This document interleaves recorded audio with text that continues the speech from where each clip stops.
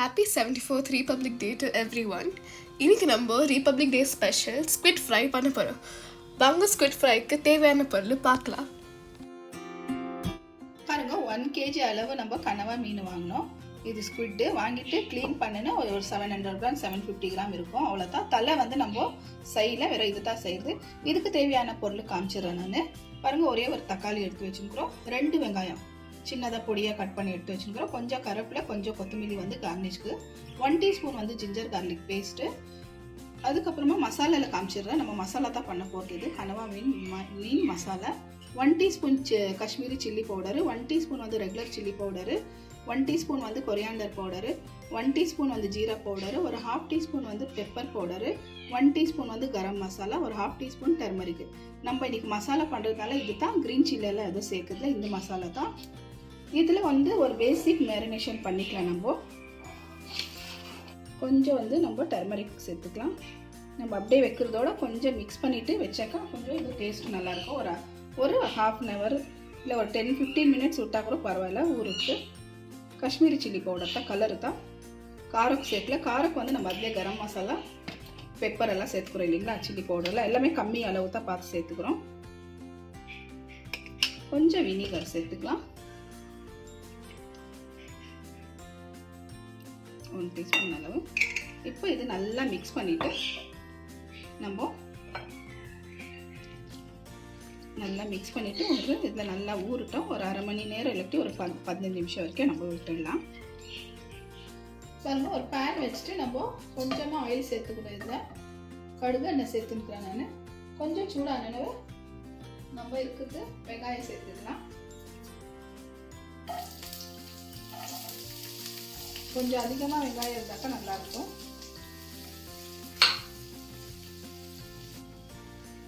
பாருங்க இந்த அளவுக்கு வதங்கினா போதும், ஒரு 5 நிமிஷம் வரைக்கும்.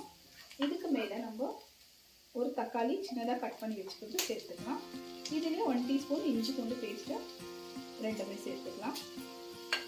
சேர்த்து நல்லா கொஞ்சம் நேரம் 5 நிமிஷம் வரைக்கும் நல்லா வதக்கி விடலாம். கொஞ்சம் சாஃப்டாக இருக்கும் டொமேட்டோவுக்கும் இஞ்சி பூண்டு பேஸ்ட்டு ஸ்மெல்லெல்லாம் நல்லா போகும். பாருங்க கொஞ்சமாக சால்ட்டு சேர்த்துக்கலாம். சால்ட் நம்ம அதில் சேர்த்துருக்குறோம் மேரினேஷன் டைமில், கொஞ்சமாக சேர்த்துக்கலாம். இதுக்கு மேலே தான் இருக்கிற மசாலாகள் எல்லாமே சேர்த்துக்கலாம். பாருங்கள் எடுத்துக்கிற எல்லா மசாலா பவுடருங்களும் பச்சை வாசனை போகிற வரைக்கும் நல்லா கொஞ்சம் மிக்ஸ் பண்ணிவிடலாம். கொஞ்சமாக தண்ணி தெளித்து இதில் நம்ம மிக்ஸ் பண்ணிவிடலாம்.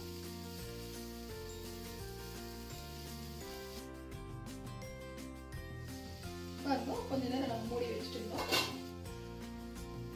நல்லா பாருங்க எண்ணெயெல்லாம் நல்லா பிரிஞ்சு வருது. கொஞ்சோண்டு தண்ணி தெளிச்சுட்டு நம்ம கொஞ்சம் தண்ணி சேர்த்தோம். பாருங்க இந்த அளவுக்கு நல்லா மசாலா ஃபுல்லாக எண்ணெயெல்லாம் நல்லா பிரிஞ்சு வந்துச்சு. ஒரு 5 நிமிஷம் தான் நம்ம மூடி வச்சோம். ஃபுல்லாக இன்னும் கொஞ்சம் மூடி வைக்கலாம். அதுக்கப்புறமா நம்ம இது ஸ்குவிட் சேர்த்துக்கலாம். இன்னும் இதுக்கு மேலே எந்த மசாலா நம்ம சேர்க்கணும் இல்லை, இவ்வளோ தான். எந்த மசாலாவில் இந்த மேலே போதும். இதுக்கு மேலே எதுவுமே வினிகர் கூட நம்ம சேர்க்கணும், லைம் சேர்க்கணும் இல்லை. ஆல்ரெடி நம்ம மேரினேஷனில் நம்ம சேர்த்து வச்சுக்கிறோம் இல்லைங்களா. நல்லா 1/2 hour ஆயிடுச்சு. நல்லா ஊறி மீன் இன்னும் 2 நிமிஷம் இப்படியே இருக்கட்டும். 2 நிமிஷம் விட்டுட்டு நம்ம மீன் சேர்த்துக்கலாம்.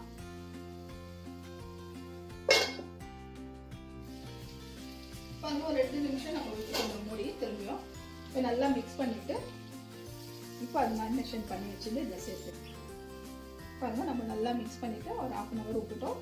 பாருங்க நல்லா இதில் இருக்கிற கவுச்சி வாசனை எல்லாமே போயிடுச்சு. இதில் ஒன்றுமே இல்லை. இப்போ இதை நம்ம இதில் சேர்த்துக்கலாம். மசாலாவோட இதில் நம்ம மசாலா ஒன்றும் அதிகமாக சேர்க்கல, வெறும் காஷ்மீரி சில்லி பவுடர் தான் சேர்த்தோம். அதில் காரம் ஒன்றும் இல்லை. டர்மரிக் சேர்த்து வச்சோம். நல்லா ஊறிடுச்சு இல்லைங்களா.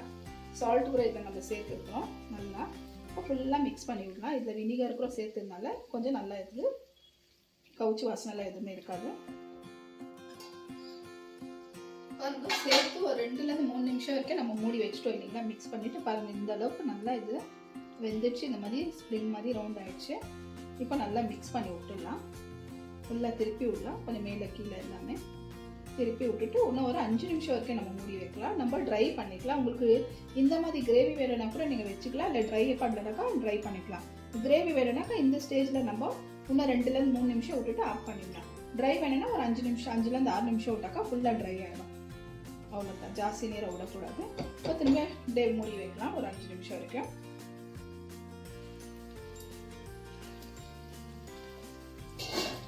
நிமிஷம் நல்லா நம்ம மூடி வச்சிட்டோம். அப்போ நல்லா மசாலா ட்ரை ஆகிடுச்சு. நம்ம இந்த அளவுக்கு தான் நமக்கு பண்ணணும்னு வச்சுருந்தோம் ட்ரை வேணுச்சுன்னு.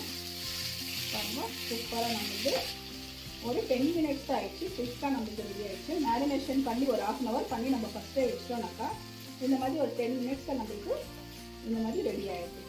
பாருங்க நல்லா மிக்ஸ் பண்ணி விட்டுடலாம். புரியுமா?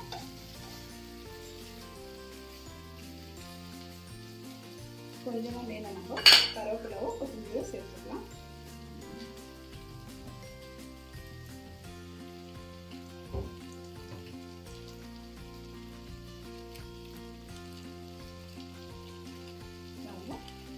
இந்த அளவுக்கு எவ்வளோ சூப்பராக நமக்கு ரெடி ஆகிடுச்சு. இதுக்கு மேலே கொஞ்சமாக நம்ம கரம் மசாலா சேர்த்துக்கலாம். லைட்டாக, ஜாஸ்தி வேண்டாம், கொஞ்சமாக